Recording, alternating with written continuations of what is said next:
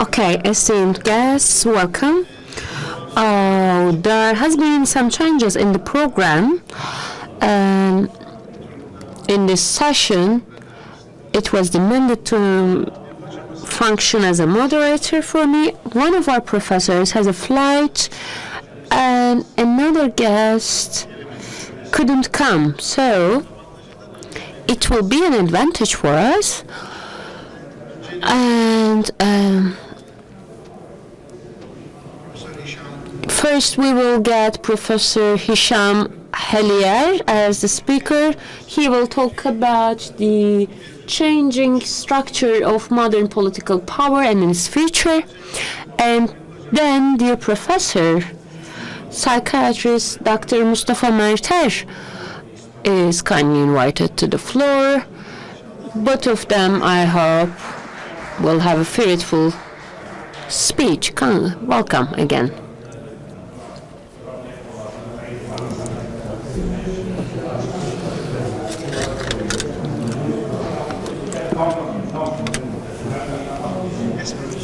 Okay, dear Professor. You can start, thank you. You have about 20 minutes maximum. Otherwise, you have a flight, okay.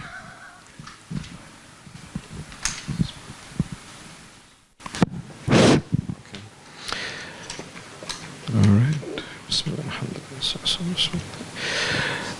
Good afternoon. Thank you very much, Mr. Moderator. From the outset, my thanks to the forum for arranging this session. Before I start, I'll ask just for 2 points. I will try to speak a bit slowly for the translators. I will ask that nobody gets on their phone and starts talking. I've noticed that in some of the other sessions, makes things very difficult. And if one of the windows could please be open, it's actually very hot in this room. Any window. Thank you.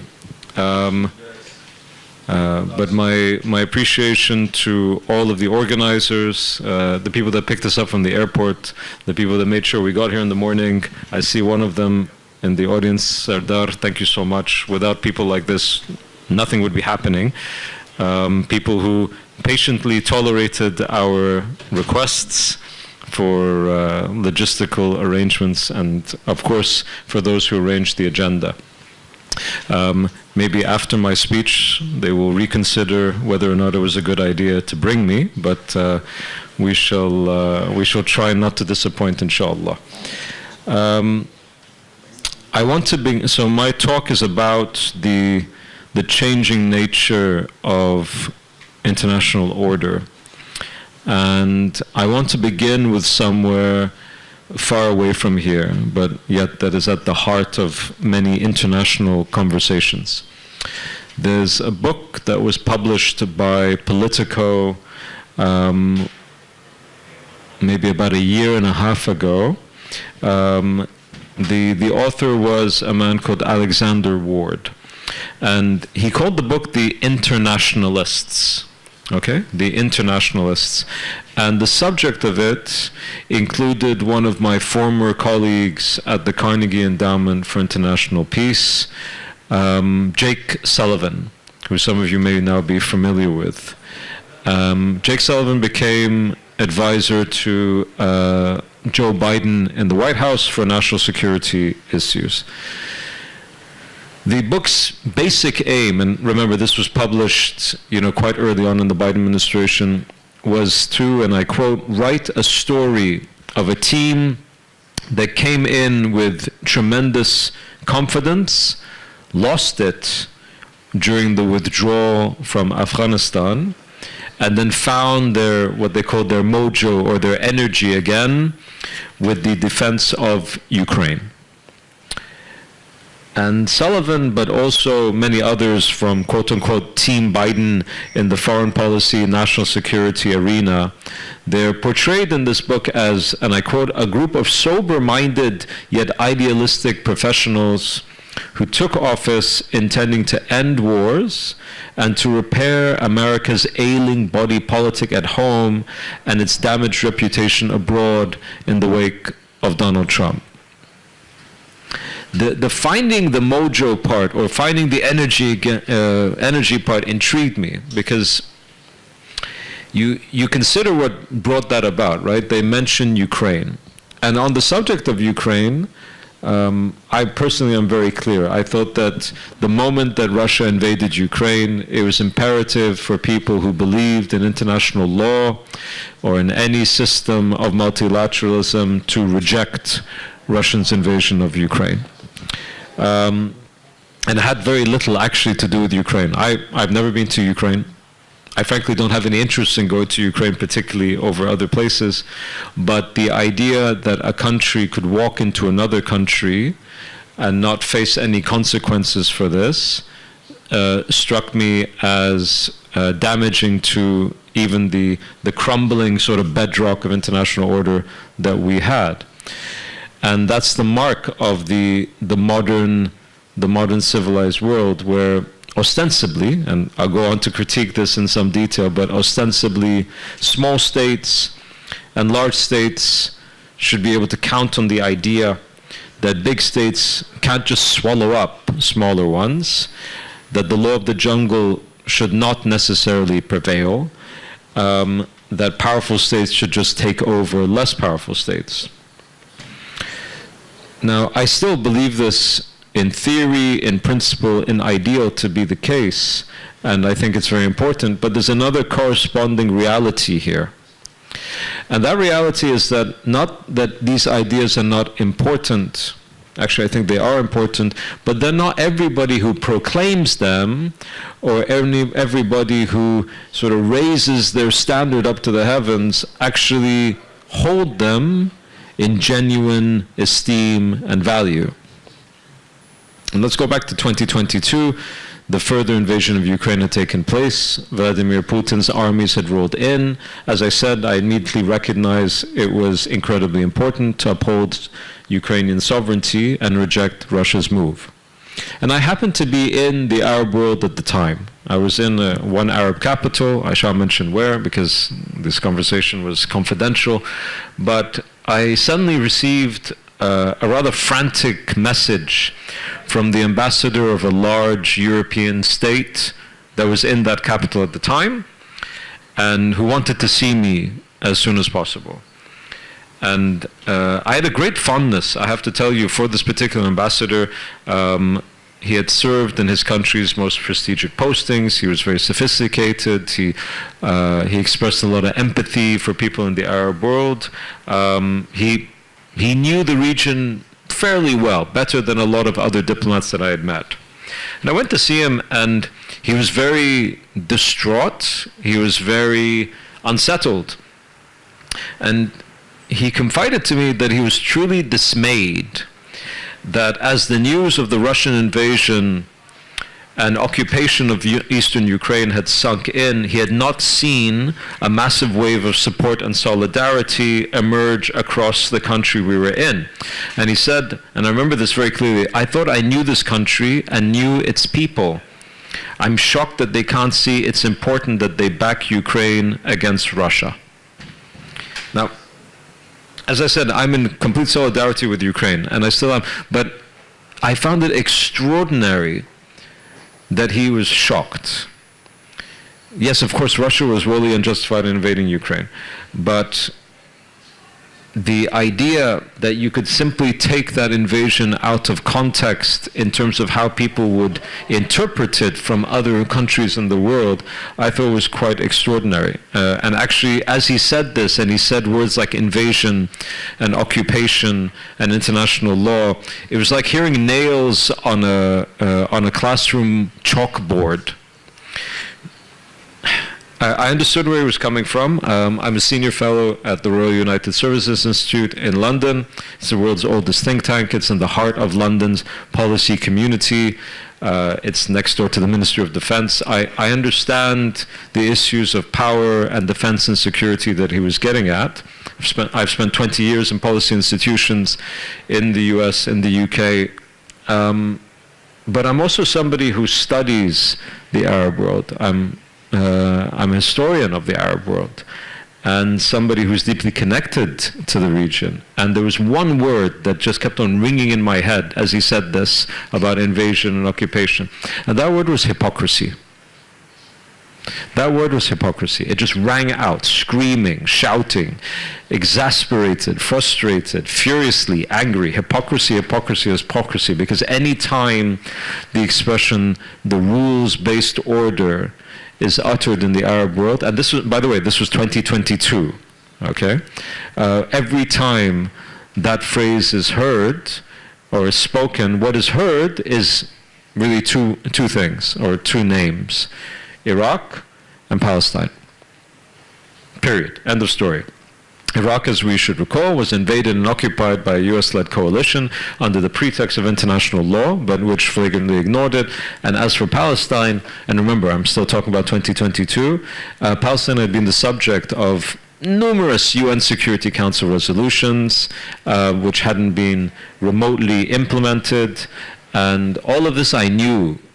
And I found it extraordinary that anybody who was based in the Arab world could not see this immediately, that there wouldn't be massive support for Ukraine in the Arab world. And I might have thought that they were wrong not to see the moral case for supporting Ukraine against Russia, but I wasn't terribly surprised, because when you frame the conflict in Ukraine as the West against Russia, or anywhere else for that matter, I think a lot of people will recognize there being a certain amount of hypocrisy. It wasn't framed as international law. It wasn't framed as invasion. It wasn't framed as an anti-colonial or anti-imperialist struggle. And as a result, you didn't really see as much solidarity as I think people had expected in the West. And there was also another element about geopolitical alliances, which I'll come back to. Now, that was 2022. And I think for those of us that made the case back then that there was still a case for a rules-based order, it was a tough sell. Okay, it was a difficult argument to make, but you still had some sort of base from which to start from, mostly because the bringing into existence of such a rules-based order depended on powerful states putting their money where their mouths were, and the international community, again, theoretically, ostensibly, collectively playing the role of the world policeman. I would have liked to have been able to come here in 2024 and say that the world has gotten better when it comes to that track record, but of course I can't. And the situation right now it's different, and it's much worse, and we'll get to that before I finish up. There are 3 points that I want to raise here. The first is about strategizing powers. And what I mean by that are powers that previously felt comfortable in relying on an external security guarantor, pretty much to the exclusion of any other security paradigm, but no longer do so. On one level, perhaps there's something positive to be said about that. States should preferably try to hold their own as much as possible, and should look for regional arrangements that depend on cooperation within their region rather than an enforcer from outside. But when we come to practical manifestations of this, when we come to the wider Arab world and the Middle East generally, there's an interregnum that we're living through. There is no unipolarity in the region, but what we have is also no multipolarity in the region. Rather, what we have is the most powerful actor, the United States, being rather ineffective in how it's used its power, and incredibly inconsistent and unethical in that regard. It's failed to use that power, for example, and its leverage over its own closest ally. Forget about its enemies or people that it's or states that it's in competition with, but its own closest ally, Israel, to bring about de-escalation, to bring about the end of occupation, to bring about just the ceasing of unending destruction in Gaza, the West Bank, and in Lebanon. From how you see states in the region engage with this, they hitherto have been complaining about it, but they have no alternative security paradigm that they've built as of yet. Instead, they're simply trying to find ways to mitigate security threats. And I think that this confuses many in Washington, D.C., who think that the provision of technology and security that the U.S. has provided many of the regimes in this region cannot be matched by other powers such as Russia and China. But the confusion can only go so far, because when you get into regions like the Middle East or South Asia or elsewhere, for example, the world looks very different. From their vantage point, maintaining good links with or even improving relationships with countries like Russia and China are not net negatives at all. For any quote-unquote middling power, there's actually a net positive. Why antagonize a state like Russia or China if the payoff isn't tremendously huge? Why not encourage good relations with those states if the payoff is actually large? Yes, it's a transactional set of relationships, but the retort from many leaders in various countries in these regions will be, so what, and why not? And this leads me to, and the why not leads me to my next point, and really this is the crux of what I wanted to say today. One could respond to the why not by saying, well, the alternative is better. Well, the US in particular and the West in general stands for rules-based order, that the rules-based order is better for everyone, for small states and large states, and while Russia and China don't take such a rules-based order seriously at all. And this is where the rub really comes in. Because, yes, I think it's true that Russia and China aren't particularly interested in a rules-based order. But the idea that anybody in 2024 or 2023 can stand up and talk about the United States in particular, and I would say that the picture is mixed across the West more generally, but the United States in particular stands for a rules-based order. The assertion is so incredibly laughable that it becomes extraordinary just to hear people try to say it. The European law, in the European Journal of International Law, a law professor at the University of Geneva wrote, and I quote, "I submit that we may be experiencing something similar today with international law.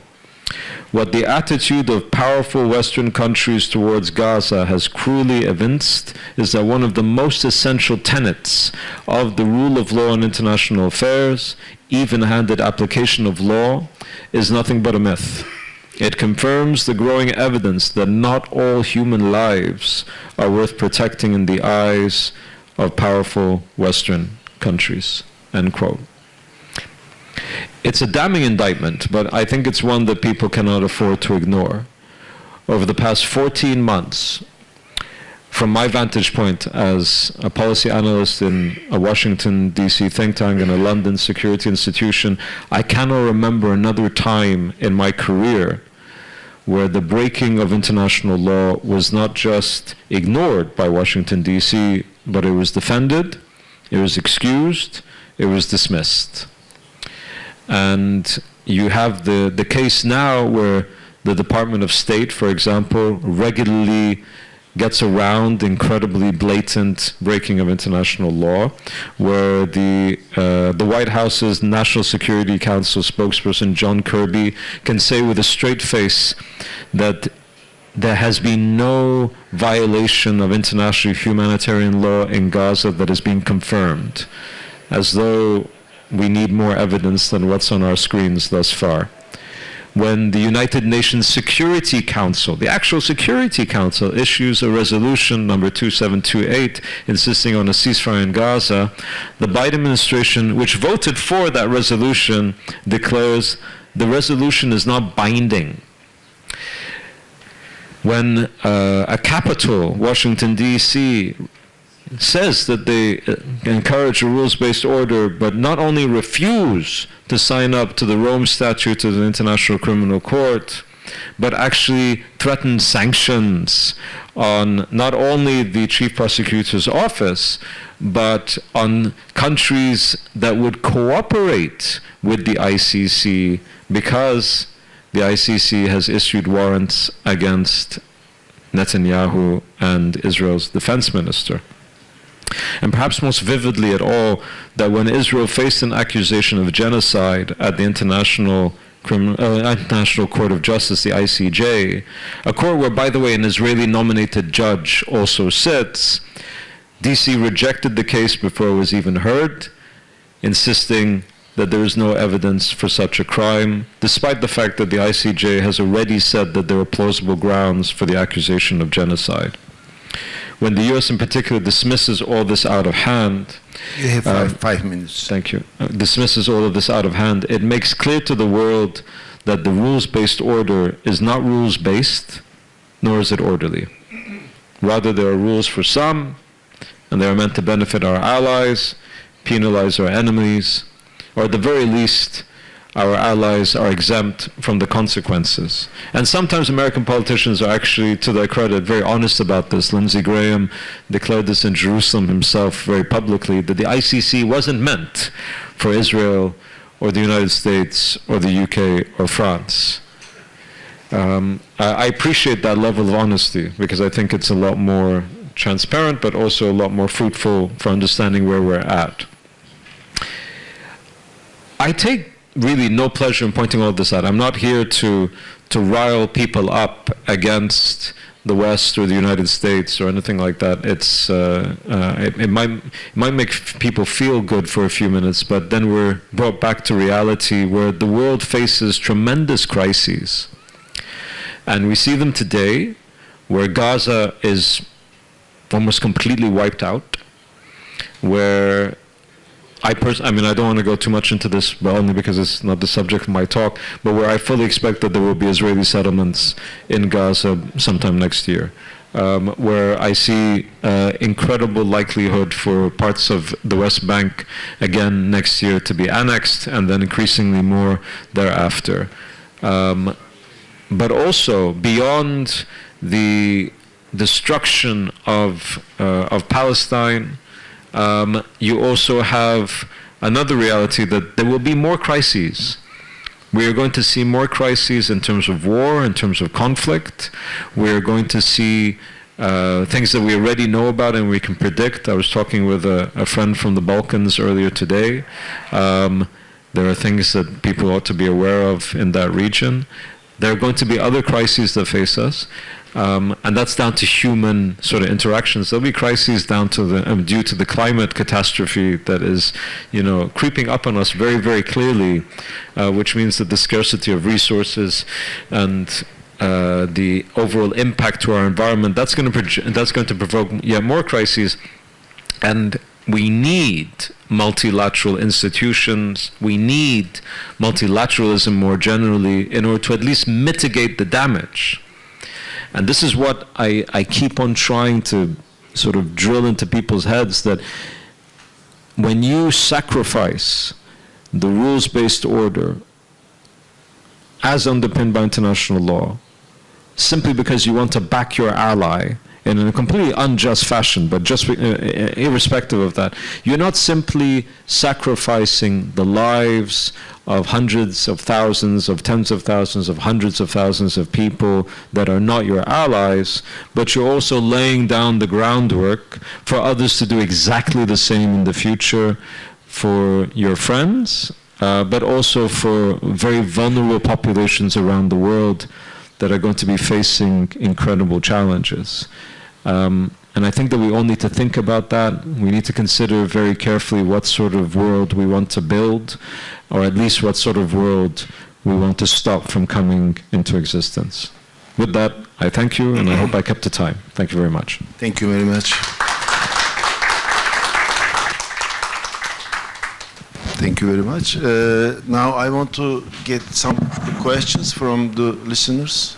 If there are questions, I can take now, because Professor will leave after 10 minutes or 15 minutes. So.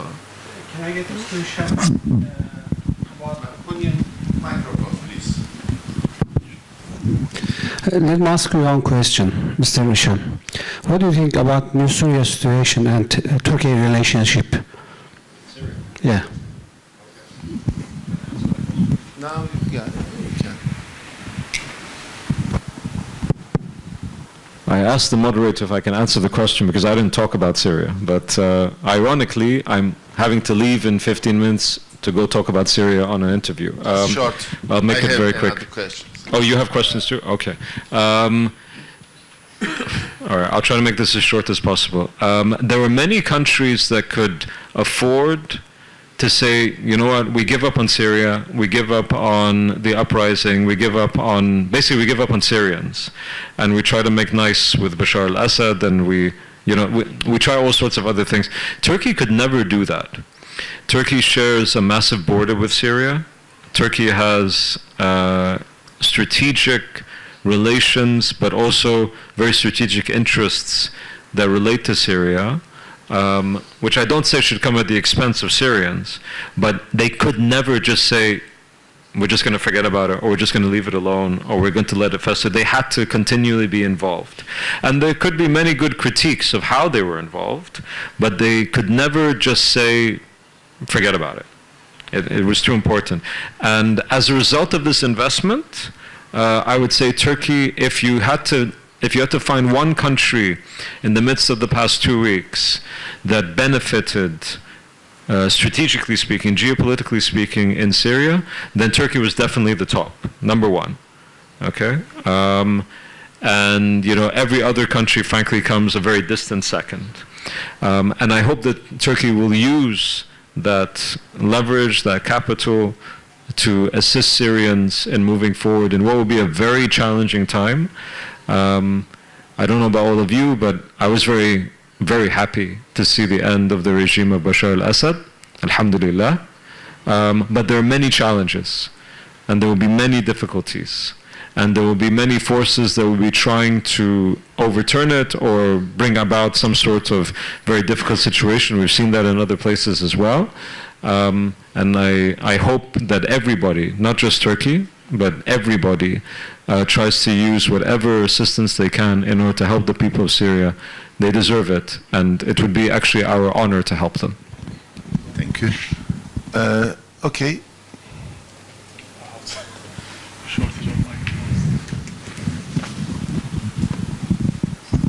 First of all, thank you so much for your overall view.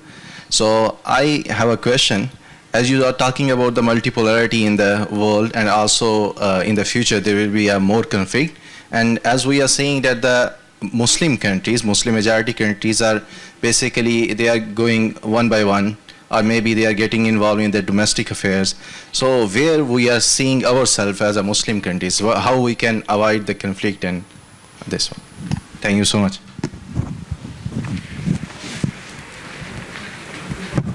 I'll be very quick. So there are two things here. Every state, whether it's a Muslim country or a non-Muslim country, where Muslims are minorities or the majorities, they have an inward, or rather an inward-facing set of jobs to do and an outward-facing set of jobs to do.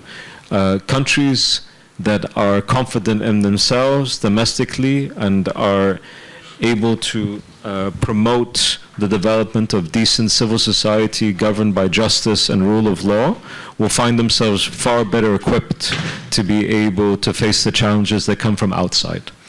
Okay, so thinking about these much broader issues that are on a geopolitical level internationally, those require power and those require geostrategic capital.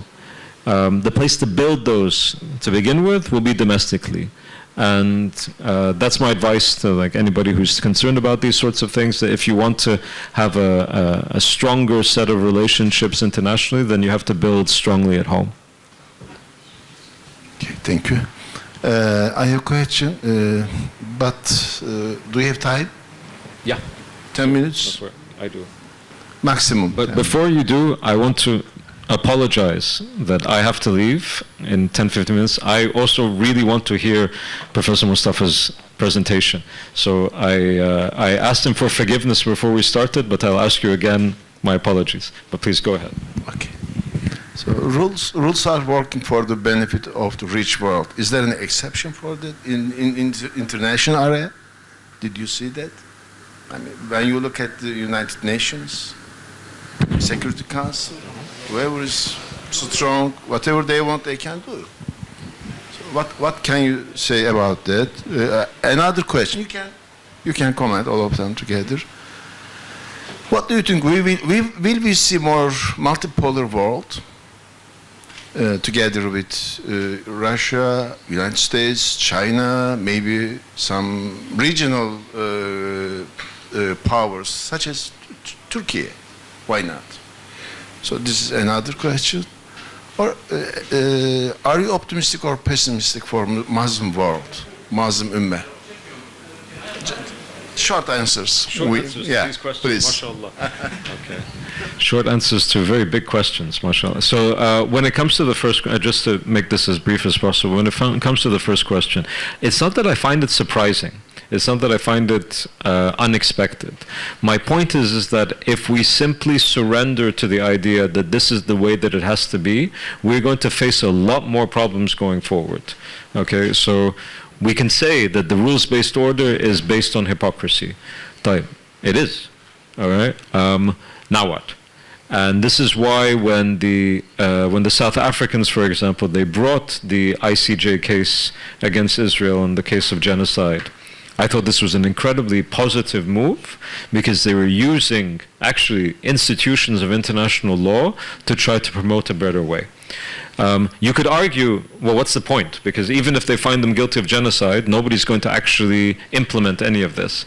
But over time, the hope, Because you remember we also have to think about other crises that took place in our past, like with the apartheid regime in Africa and South Africa, that you build up different modes that people can try to build upon and build upon and build upon. The alternative is just to say, you know what, it's a free-for-all, that this is a world where might is right, and everybody's out for themselves. I don't think this is going to be a more positive outcome, because it simply means that the even more vulnerable are going to suffer even more, and smaller states are going to be sacrificed, and peoples are going to literally be wiped out. Okay, so I think we just have to realize that yes, these are huge challenges. What do we want to do instead? The second one, when what you mentioned about multiple, they're very much related in my opinion. I think that as you see the development of technologies over the coming sort of 10, 20 years, you are going to see more variety, particularly of China, less so of Russia, to be quite honest with you. I think it's far more China than anything else, because of the nature of their economy, as well as the ability of them to build new systems, which is just not the case in Russia. But what else is this going to mean? It could mean the fragmentation of the world system more, particularly when it comes to, because remember, international law isn't just about war. Okay, we have a huge array of multilateral institutions and arrangements that, they govern water rights, they govern environmental protections, and so on, and so on, and so on. Okay. And we will probably see, if people don't recognize the challenges now and try to do more things now, then it just means that this fragmentation will run away with us. It will happen. I know that you had a session on AI, I think on the first day, artificial intelligence, and you had a very good scholar actually from the United Kingdom, Yaqub Chowdhury, talk about this particular issue. We can't expect things just to work out. People have to work at it, and they have to take the problems by the horns and try to offer some solutions. Finally, with regards to the Ummah, Alhamdulillah, and I'll make this very short, history is in good hands. History is in good hands. So, the gentleman at the back asked about, what can we do, what can we do? Well, we do what we can with what we have, with what we've been provided. And, if you're asking me on the level of a political analyst, I won't say more than that. if you ask me on the level of, somebody who believes, then I'll say, remember, history is in good hands, and history can change very, very quickly. The last couple of weeks are great evidence of that, but also many other times in history. And you're a Turk, so you come from a region where miracles happen. Thank you very much. Let's call this a day. Today is enough. Now we have a gift for you, if you accept. Small gift. My friends will give you. Yeah. Who will?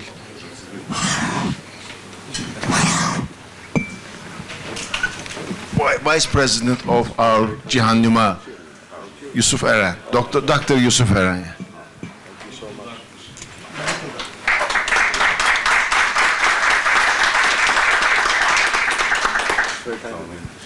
Thank you. Thank you.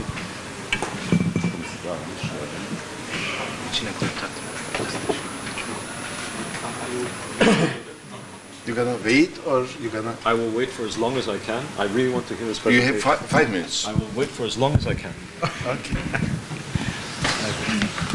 I won't disappoint you, I hope. No, I'm sure you won't, and I apologize again. Evet. Şimdi Türkçe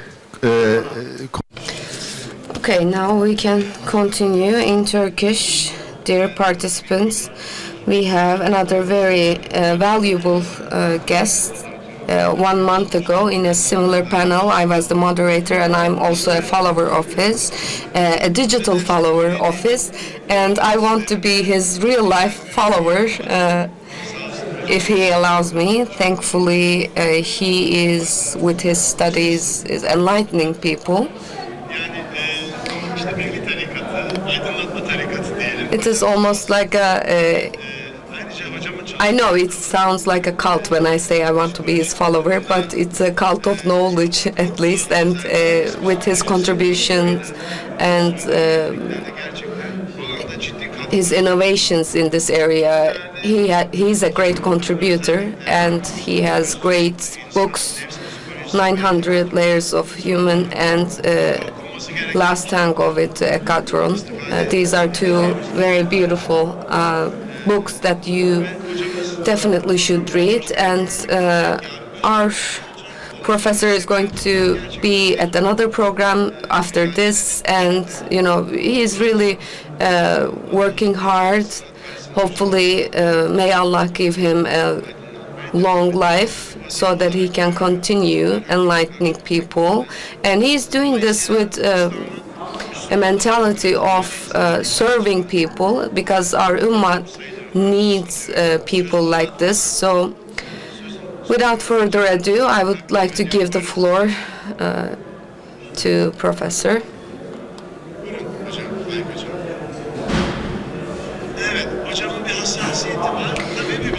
There's a sensitivity that our professor has. He would like you to keep away from looking at your phones. If that's possible, we would like to remind you. Again, thank you very much. For about 25-30 years, are you hearing me well? Okay.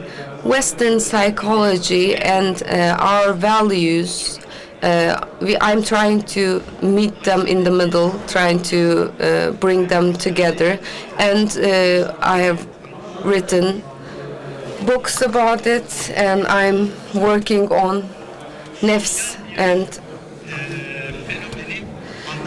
I want to understand the social phenomenon, and I wrote another book to actually achieve that. I was abroad.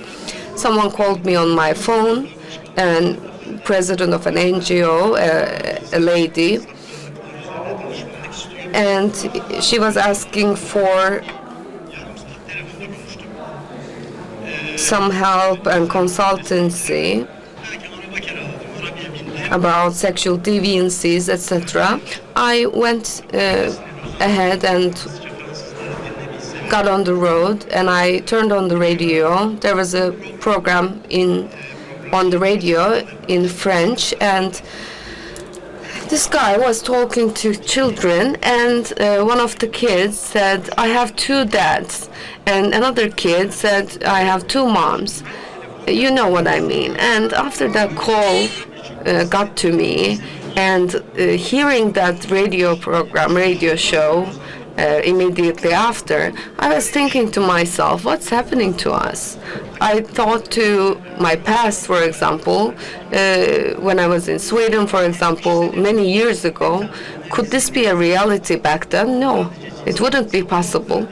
And I'm not only interested in the sexual deviancies only, but I wanted to think about, what's happening to the world, what's happening to us, what's this change that's happening in the world. And within 8 months, and I worked on this book for 8 months, and I finished writing it. And we are now in the middle of a project of recreating humanity, and there are different fronts in this war. The last tango with Hekaton is as a symbol of this creature that has multiple heads, multiple arms, and how the poison is spreading through the internet to us, and it's now being translated into English. We can start. This lady is Judith Butler. Judith Butler. So who is this person? Judith Butler is a sociologist from the United States. So what's her relationship to us? As you will see in a second, she talks about a genderless society. She is one of the main architects of this idea. The purpose of the international lesbian and gay agenda is to recreate reality again, and it's nothing more than the mitigation of what's possible and what's livable and what's not. So what do we understand from here? There is the real target, and the real target is humanity, and they want to reshape and restructure humanity. And look at the audacity here. You might say that, does this lady matter at all? Is she important? Yes, of course she is, because she is one of the creators of the Istanbul Convention, and as some of us don't have the ability to understand what we read, Istanbul Convention was approved by consensus. So I think we should be understanding.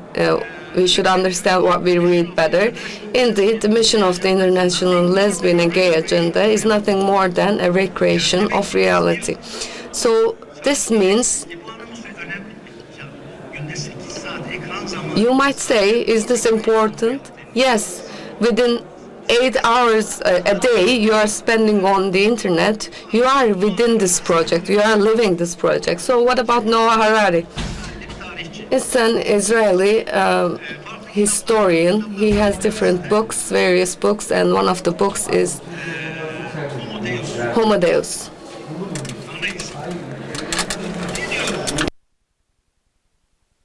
And what does he say? He says, our consciousness that we care so much about, it could be a mental pollution that is a result of the ignition of complicated nerves networks.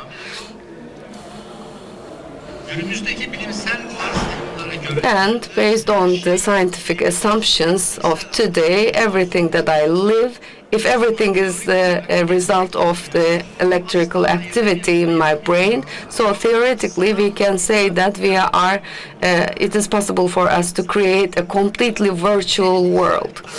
So you can say that this is a crazy Israeli historian talking crazy things. Could this be real?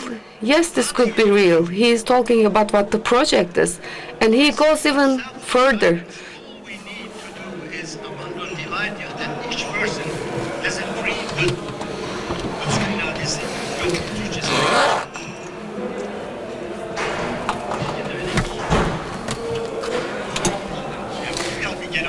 Okay, we can look at the English version. Discern good, beauty, and meaning as an individual. People will cease to be autonomous beings guided by the stories created by their... Adam ne diyor özet olarak biliyor musun? Ne ruh vardır diyor. We can summarize it this way. There is no beauty, no good, no meaning individually. They are all imaginations. And so what will happen? bir azınlık Some people will remain indispensable and their secrets will remain unsolvable. ve bu insan And these people will create a superhuman elite. So he's talking about Matrix. insanlar hepimizi kapatacak. Some people, they will entrap us in the Matrix, and some people will be left behind the doors. Süper insanlar And these super people görülmemiş bir yaratıcı will enjoy their skills and creativity, and most important decisions, most of them will be taken by them. And they will be carrying on with the necessities of life. The system will not be able to manage them. So, as a result, just as it's explicitly explained here, I will also talk about other fronts in this war and this recreation project. Some of these war fronts are Hollywood film industry, social media's Mark Zuckerberg, the king of social media, Google's Sergey Brin and Larry Page. These are all our cousins from Russia, from Europe, that experienced the trauma of Holocaust. Their parents experienced the trauma of the Holocaust. Disney Corporation, of course, it's governed by them. Netflix, again, governed by them. And so-called social reformators like George Soros. insanlar karşı açılmış olan savaş These are the fronts, different fronts of the war against humanity. stratejisi So these are the strategists of this war. kitabı yazarken kastet olur. I really got gastritis when I was writing this book because there were so many things that I couldn't really fathom. Sometimes, you see a dream and you want to scream, but you cannot scream. You cannot say anything. You cannot move your body. So this is almost like analyzing ourselves. Beş cephe nedir bu beş cephe? We can look at 5 different fronts in this war. The first one is the annihilation of education system. Values clarification Diye bir hareketle is the movement that they did this kaldırılmış olması. Amerika'da in the United States. And I'm now moving on with Louis Ratz, Merrill Harmon, Sidney Simon. yeni bir eğitim sistemine geçmeyi They wanted to move on to a new education system, and the teachers yanlış diye karar vermesi vermesi decision making was taken away from them, and children were to find the correct answers themselves. Can we go back one slide? For values clarification there are no absolute values. Mutlak değerler yoktur. For values clarification advocates, there are no absolute values. None of us has the right to set up values, and each person has to Çaba göstermek mecburiyeti. 3 yaşındaki çocuklar trust his own values. So I'm a psychiatrist. I worked with schizophrenia patients a lot. So this is almost the parallel mentality with schizophrenia patients. So you might say to yourselves that you don't care about this because it was in the United States, but no, it's continuing. You can also read this book by David Leipe, a critical analysis of values clarification.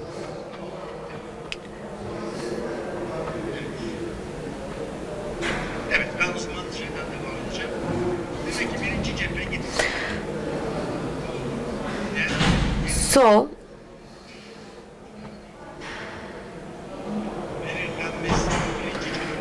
this was the first front in the war, and of course it's detrimental. It's really destroying the United States in 1990s. A sociologist, Jean Twenge, Çarptırılmış eğitim sisteminin verdiği zarar was talking about in their book in detail the harm that this values clarification actually caused, or annihilation of education has caused in the United States.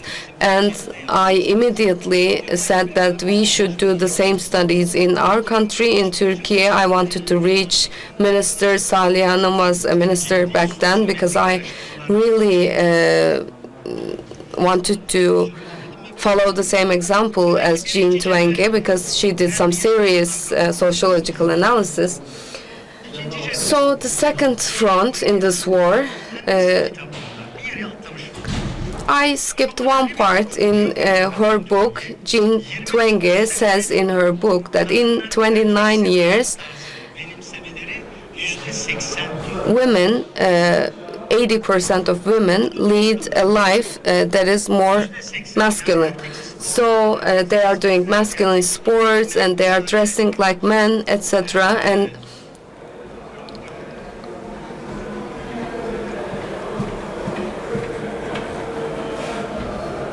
çok ciddi ve bunu diyor ki Jean Twenge bunu Jean Twenge says that this is how they achieved this is the Hollywood movies, because the existence style of the men was placed in a higher place. For example, this leads to wrestler women or women in war, etc.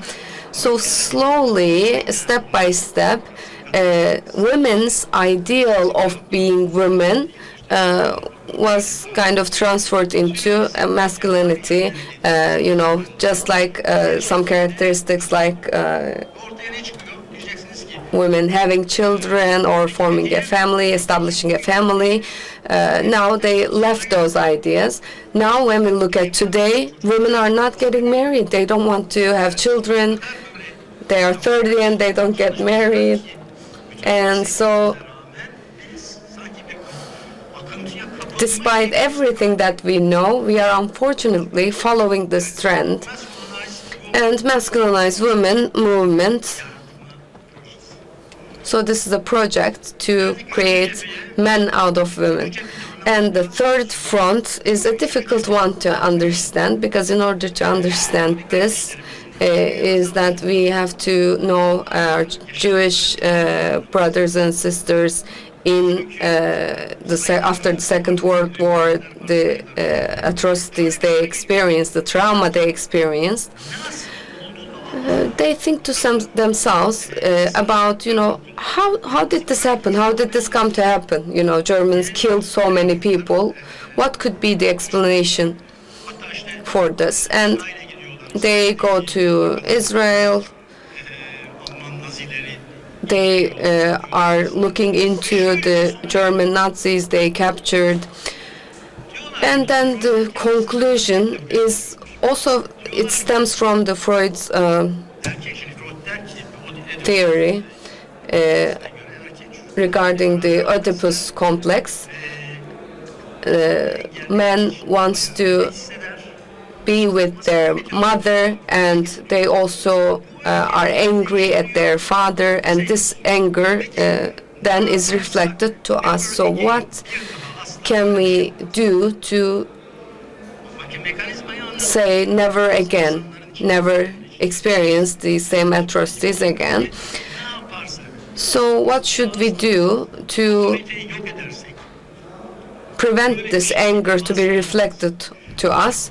So they said that the main farklı cepheler üzerinde way to do that is to abolish authority. So it's an anti-authority movement. Eric Fromm, probably you read his books, but you know what he's saying, that Esasını götürüyor. Ya diyor otoriter aile sistemi. the authoritarian family system is a sadomasochist system. Our parents following their rules Etmek bizi masoşist yapıyor. makes us masochists, and they are sadists. This is not a joke. So what's the result? The result is the things that we see in especially America, the state of the children. As the authority is abolished this way, Aile içindeki otorite değil. not only the familial authority, the authority in family, but George Soros took inspiration from Karl Popper. The open society says that a central state authority is questioned there.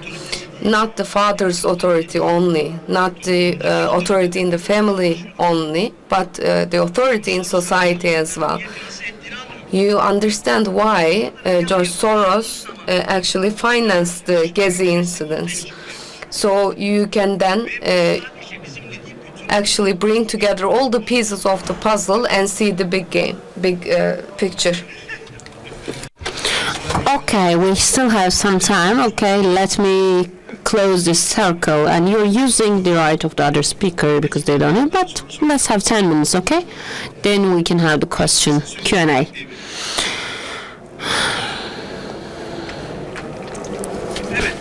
Okay, so what do we see here in 1950s until 2024? How the obedience had a course, the change in obedience. Because the kids do not listen their parents. This is not a coincidence. All these social changes are actually a part of a huge engineering project. You have to understand that. Please understand that. Because they hold the social media and Google monopoly and Hollywood on their hands, they can have the authority to revive every project they desire. So here, the result, in 20 years, 500% the rate of living together without getting married raised up to 500% in the last 20 years. So what does it mean? So when I talk about that, people can say that you are correct. This is a conspiracy theory, but this is just maths. This is figure. Isn't this? This isn't a coincidence. Of course. Let's continue. This is one of the books I am deeply inspired. This is translated into Turkish. The Culture of Critic, Kevin MacDonald. He is talking about all these strategies used in America, because it's a very good book. And Kevin MacDonald in this book is talking about the distinctive features of these strategies. And Frankfurt School, how the Frankfurt École started here. When we have the traces, I think sociologists know it, 1918. Marx Horkheim, Theodor Adorno, Herbert Marcuse, and Erich Fromm. What do they defend? They are defending radical individualism, obeying no one, being self-confident. So it is actually, they say that all the sets are having a pathological structure, you know. So who is saying that? These are the intellectuals that people are praising a lot. They made us to sleep and ignore that.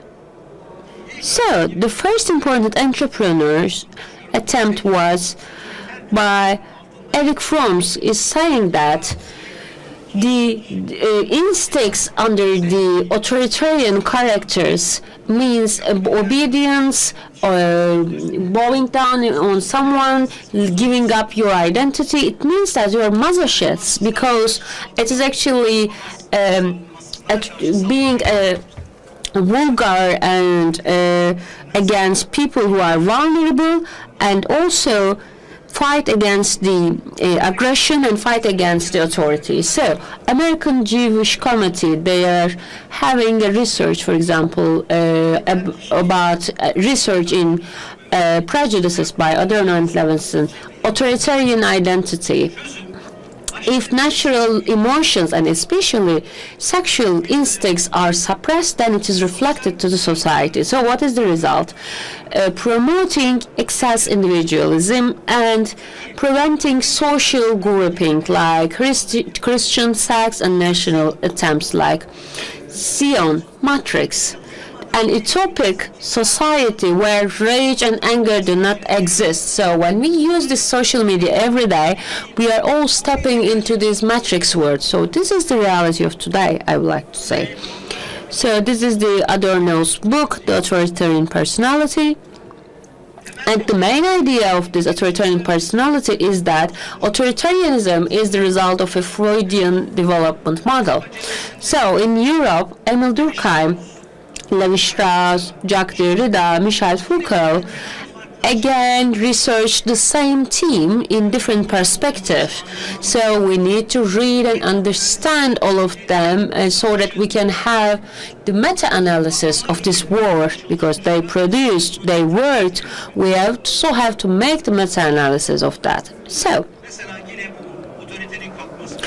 with the elimination of authority between 1960 and 1990, where illegitimate children rate by black people went from 20% to 48%, and by white people it raised from up 2% to 18%. So it is just like an explosion bomb on the society. So these are not coincidences. This is a planned project. So the fourth front, promoting every sexual perversion in the global context. So you see a graphic here. In 1980s, the percentage was around gay and male was 3%, but no social movement without triggering it cannot have high figures like that. You can see it. So they are not content even with that, which makes me upset, which makes me gastritis. Even in the kindergartens, they are influencing our kids in the kindergartens. So this is again actually was too much for me. They had the pictures of that. This is very cruel. They don't have any. I'm talking about the trouble of these trans people. After annihilation of traditional education, frontal attack against all kinds of necessary authority, now we are at the third front, masculinization of women. We also discussed about that. Okay. 8 years ago, 7 years ago, when I told my grandma that your grandma will be a doctor, she will say, we Turkish people, they work on us. Turkish people are nationalists, so we can trigger their nationalist veins. Oh, my girl is a champion, is a boxing champion, but her life is over in her course of events, in all the events. Her life will be over. So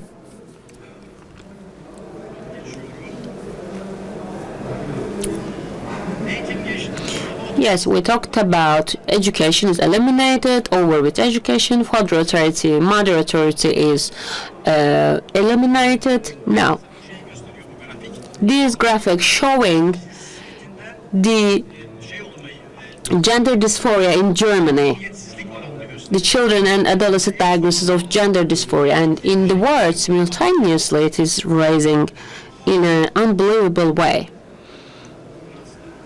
So the adventure of trans. Now, today, roughly 3.3% of high school students identify themselves as transgender, and 2.2% are questioning their gender identity. So, I'm talking about US now, but do not think that it will not happen in our country. Do not ignore it, do not reject it. They are coming So in 5 years, in 10 years, we will see similar examples, and we have to be prepared about that. So there's a organization called Monitoring the Future.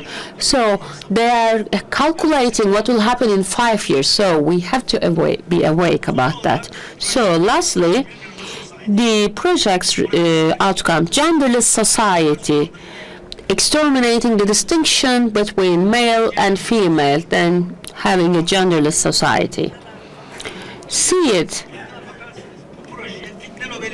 We have to give a Nobel to this project. You know, male and female are just like yin and yang, you know, because they attract each other, because there is a polarization, but it is a good polarization. This is how it's formed. So if they lose their polarization, of course they will not attract each other. They will not get married, for example. You do not get married, for example. But of course, this is the reality. So you say that, okay, you frightened us, but don't get frightened. Read. I hope you will see this reality in your dreams. I wish you will be more frightened about the situation. Mike, please. Stratejik Araştırmalar Akademisi. Bunu bir savaşın operasyon merkezi gibi düşün.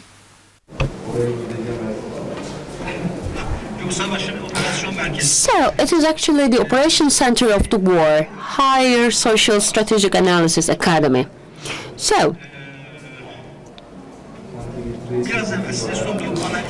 this is actually, in this institute, this analysis should be done in this center. So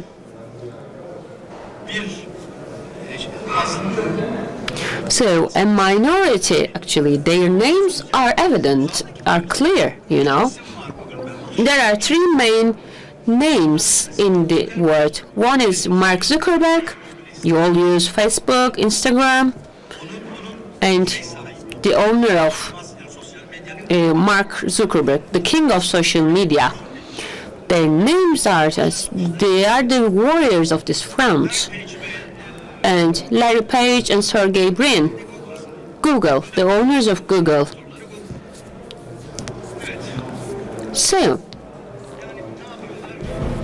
what did they do? Actually, it is penetrating more and more to the social, psychological, and political arena. So, what we have to do in the academy about that? First, we need to be awake about that. We need an awakening of the society. Then we have to make the analysis of the fronts, like I told you, like the masculinization of women. This is a front. We need to make a good analysis about that. First and third, intelligence. It is actually a billion-dollar project, because if we say that Turkey will be invaded by Greece, which money we will spend? We are actually still under invasion and occupied by these forces. And we need to, of course, think about screen time and content meta-analysis, because this is the place where we get this virus. So, how this virus is polluting us, and what is the point? In Facebook, if you do not enter to Facebook for a week, your concern levels are dropped. There are researches about that. So, alternative social media studies and search engines. This is one of the important things. So, all this data should be, of course, interpreted via algorithm engineering, because they are using this algorithm engineering. So, I don't know, maybe they will use an AI or something like that, but we have to detect it in time and then use it just like an early warning system. Another example. Are you aware that in 20 years, what is the biggest social change in your life, in the world, in 20 years? Actually, we are all the lovers of animals, you know. We are all addicted to animals. Can you understand how this algorithm engineering works? If we are addicted to animals, of course our girls will not get married. They will just play with their cats and dogs. So then they sat at a table and say that what we can do. Okay, now we can make them addicted to the animals. But of course, I love animals. We have a cat, we have a dog at home. But we are talking about the craziness about animals. So, another point, some of us needs to be enclosed, you know, with their own will or not.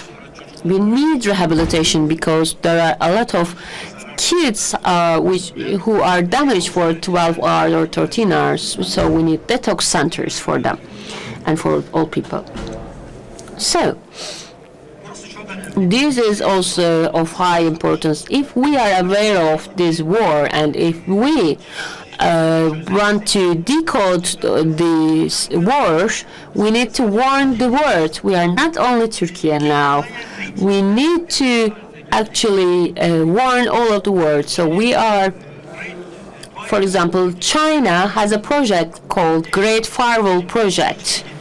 No, nothing can enter to China. No, neither Instagram, neither any social media without their will. So they call it as Great File. We can also call it as Great Crescent Wall. Why don't we make it?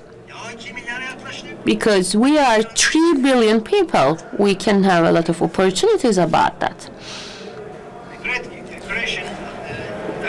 So we can also have a great crescent artificial intelligence project, and we need to have an Islamic social media and search engine. If we don't have an alternative right now, so we cannot give it up, but we need to create a new social media. Okay, I told you are all looking at me in a way you look at to a person. Sometimes crazy people look at people without showing any concern, you know, showing a frightened and unattentive look. Because I'm talking about something you are not used to. So I'm talking about something extraordinary. But if we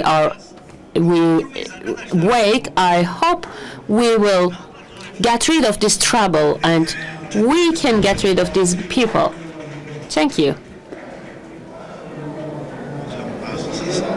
Thank you so much for your contribution, dear professor. Are there any questions, ladies and gentlemen? We can have your hands. I think there will be some questions from our young friends. Yes, there's a lady here. I'm going to send the mic now.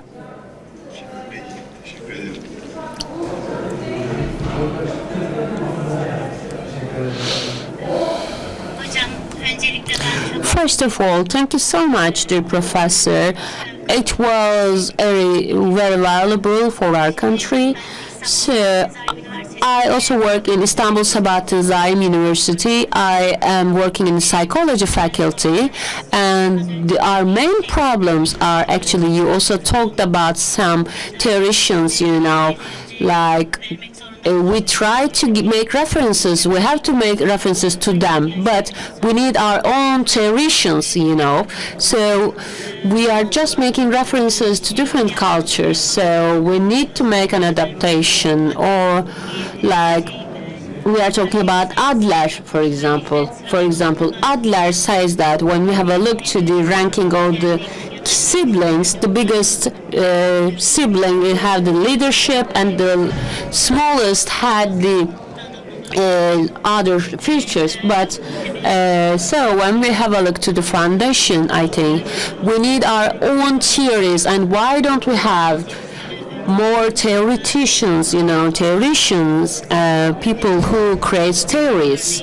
Because We also make references to Karen Horney, and we are always listening her about their marriage, about her marriage theory, but I am also upset about seeing her references about marriage. So I was born in Germany, and I was there from this first school, middle school, but it wasn't so bad. But now my friends talking about the things going on in kindergartens, because even in these preschools, the kids are still the kids are brainwashed. They say that girls and boys are neutral. So we know that the subconscious of the kids can be influenced. We can define what will happen to these boys and girls, but because they knew this area well, they can interrupt and involve in this area continuously, and this is also something upsetting, of course. So I also have another question in my mind. Is it correct to leave these areas to them? And we also people are fan of Western mentality, in our country. So, but when we have a look to our friends in the West, they are actually desperate. They don't know where to go, for example. Thank you so much, dear professor.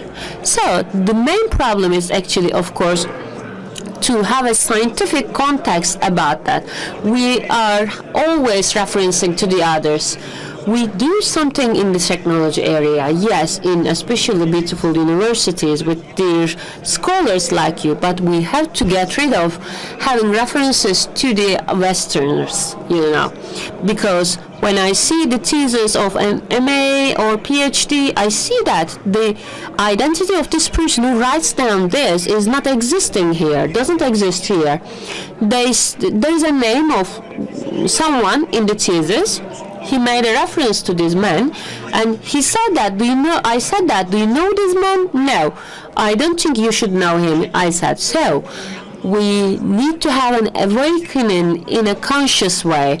We need to be concerned, because this is a serious threat. So, if they tell you, for example, your girl or your boy had cancer, or there's a possibility that they can have cancer, but what you will do?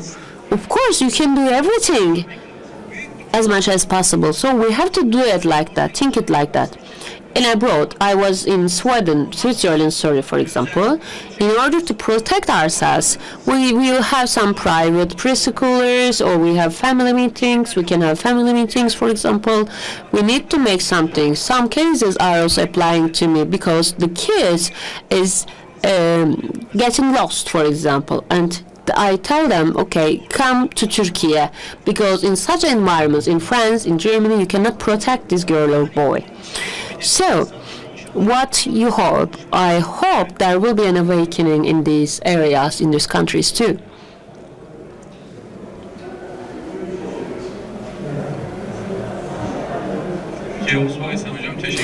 Yavuz Baysan, thank you so much. I am also following you from the social media, and I always try to follow you closely in social media. I think you made an awakening in a particular audience. You also warned the people around here who first heard that. I just wanted to congratulate you. But we're always talking about scientific context, but in Islam and in hadith, in verses of the Quran, we don't have studies about that. We can make references to them. So do you have any opinion about that? Yes, we have a lot of friends doing that, but if you also underline that, it will be more influential, because when a psychiatry professor says something like that, people like to make a reference to you. So, Abdulrazak Kashani's table is interpreted by me in a psychological context. He made references to them, but we couldn't publish this study now, but we discuss about that. Okay. Okay, Hakan Karaoğlan. Dear professor, I see that your problem is the problem of our own social circles, of course, and the degeneration in social media. I don't think that state officials are not doing something about that. The presidency have an Instagram or Facebook page. Why do we have an account in these areas? Because we need to change our persuasion, our perception. So there's a war. Yes, we're not frightened, but we need to do something. So we need to change this perception first. I think that it is something also related with the state authorities. All these public institutions have their accounts in the social media. I was in a panel 10 years ago, and I asked that why we don't have a social media platform. We do not do it. We can make an integration about that because, yes, we are in a war, and of course, I hope we will win. We have some contacts about that, but of course, Turkey has different troubles and bigger troubles, but they are aware of this trouble, I think. I hope they will create an answer. So please have only questions, not with comments, okay?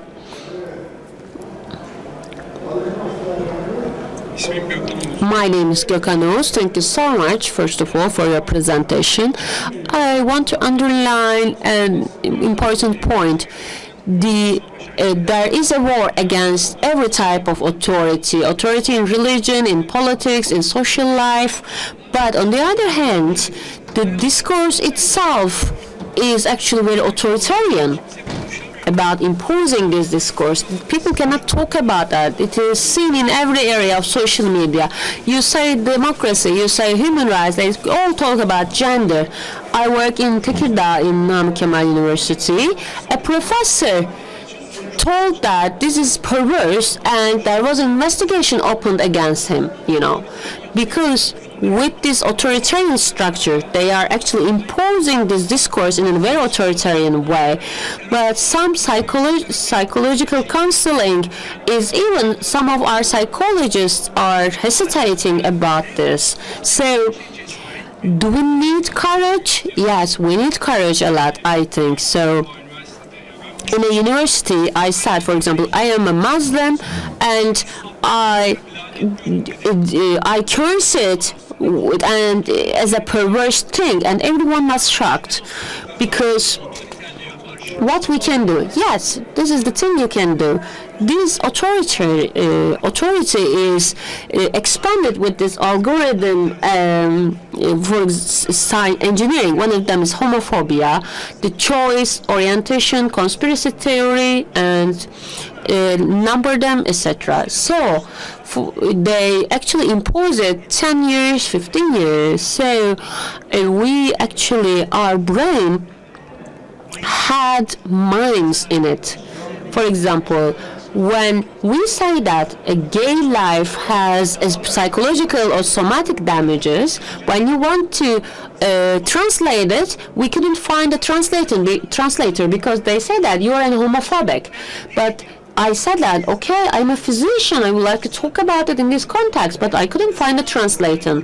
So we need to create rehabilitation algorithms about that. So with this algorithm, we can also surrender their media, This is, we can create large language models about that.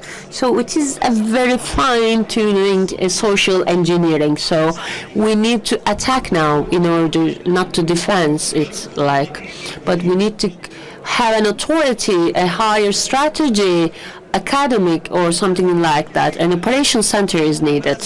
So this operation center should coordinate everything, collect intelligence, cooperate with foreign countries.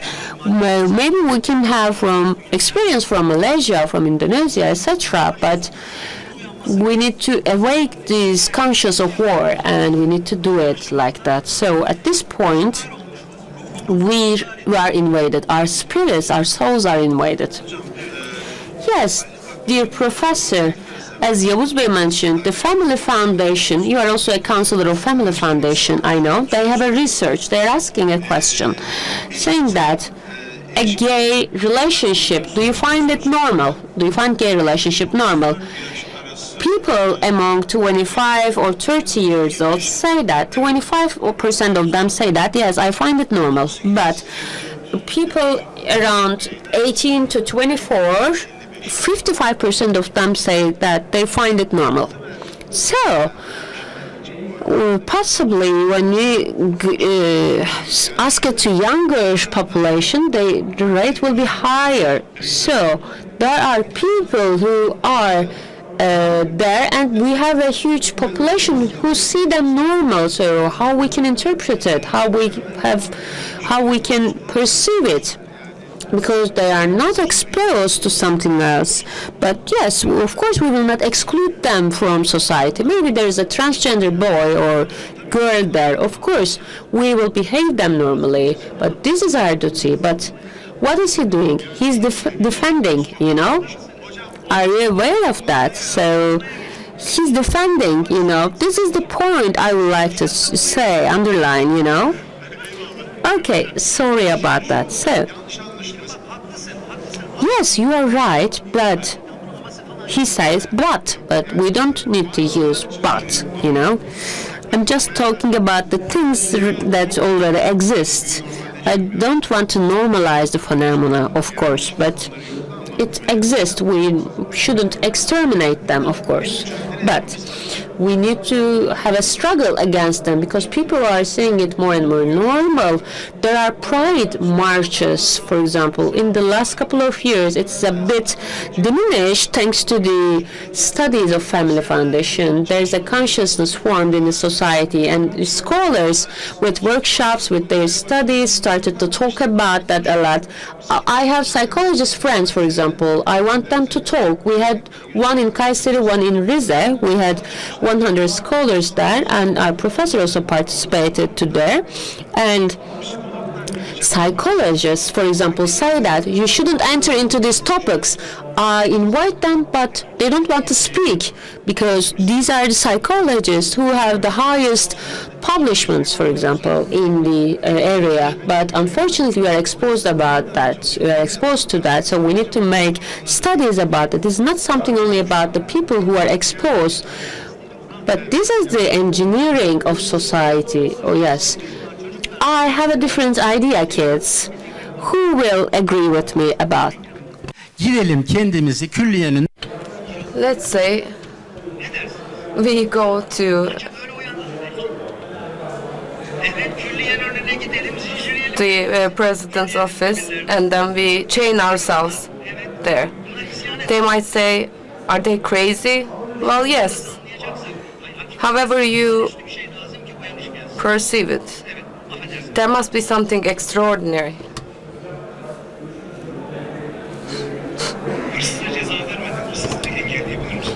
Without punishing the thief, can you actually deter them from stealing again? If you do not alienate them, if you do not expel them from society, how can you actually, what can you do about this?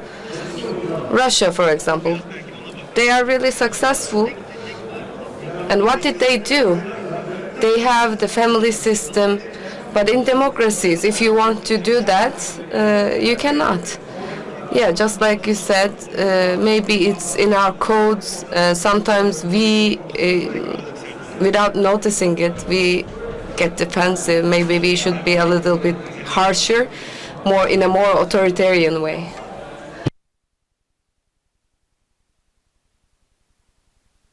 I have students in college, and among them there are some that are similar to the people that we are talking about. I'm not scared. I'm not scared, by the way. It's not about being afraid or being scared, but if we use a language that tries to expel them from society, they don't listen to you. We have to get ourselves to be heard. We have to, yeah, it's really difficult. Yes, it is like pouring gasoline over fire. Zeki Bayraktar, we have to say his name again. I can give you an example for a transgender. For example, there is an individual who was a transgender. I'm, by the way, quoting Zeki Bayraktar. He was also in the workshop. This person became transgender. They cannot walk and they cannot perform intercourse. They cannot go to the toilet. They cannot have children. They cannot establish a family. His lifespan, their lifespan, has decreased by 50%. Is there a meaning to live anymore? When I tell this story to my students, they look down and they start thinking. When they hear our professor here speak, they become convinced. So in this civilized world, we have to convince people. It's nothing to be done by force. So with nice words, especially those who have the tendency towards that, we should be a little bit nicer to them, because they say, after hearing us, well, yes, they are saying right, they are actually right. But now they are living in an illusion. They don't listen to their parents. It's in some states, even parents cannot intervene. So this is the micro aspect of this issue, and there are also macro examples, macro issues. So if there are any other questions, we can receive one question from here, and then we can close the session.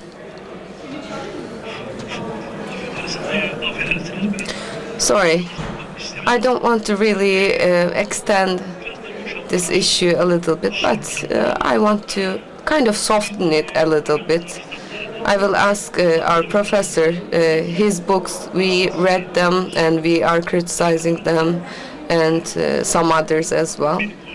In Medipol, Zeki Hoca, his books also. But what I think is that I'm a retired teacher, by the way. I think we shouldn't really talk about our observations. Yes, there are some problems like this.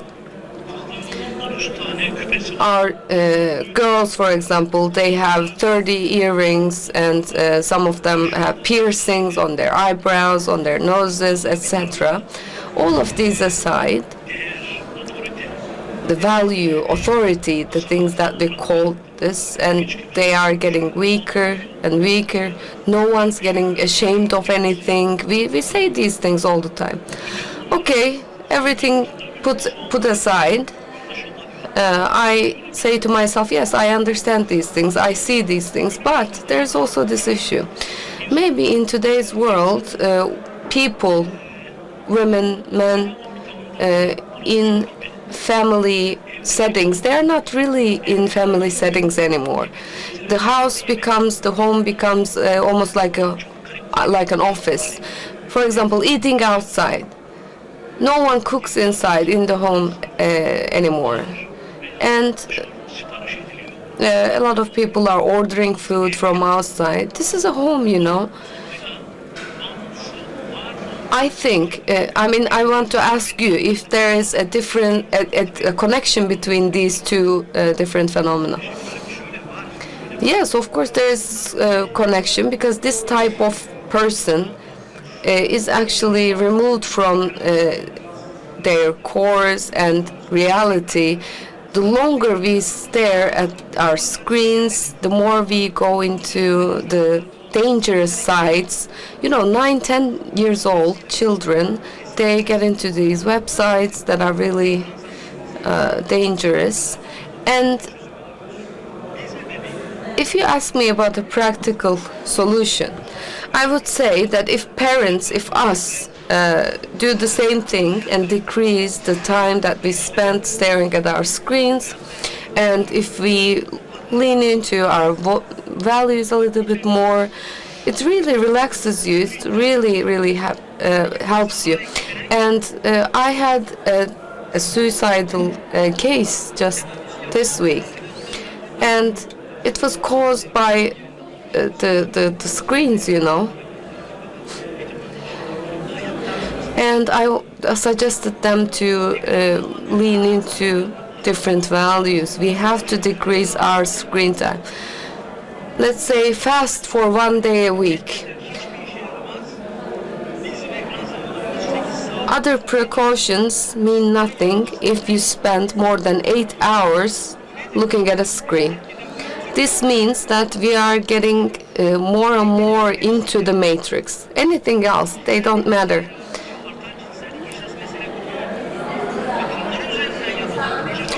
The project that is moving forward over women, it's more dangerous.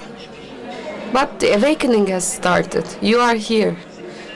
You are thinking about it. Our base is really, really sound. We will find a solution to that. But we have to wake up early and we will find a solution to that. We have to wake up because we are in the middle of a very serious war. Thank you very much for your patience. Thank you very much, Professor. It's a really important issue. Hopefully, in our meetings, we will keep this on the agenda.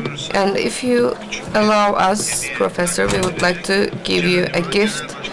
Cihanuma, Vice President Yusuf Eren is presenting the gift.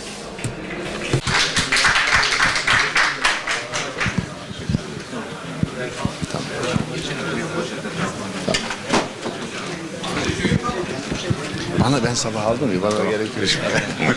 İkinci baskı oluyor bana. Eyvallah. Ahmet Hoca'nın yok mu? Nasıl? Ahmet Hoca'nın yok mu? Hocam çok teşekkür ederim. Vallahi bir şey olmuş burada. Ne olmuşsa bilmiyorum. Bana dediler sen yaptın. Sabahleyin şeker komasına girmiş. Ha, önemli.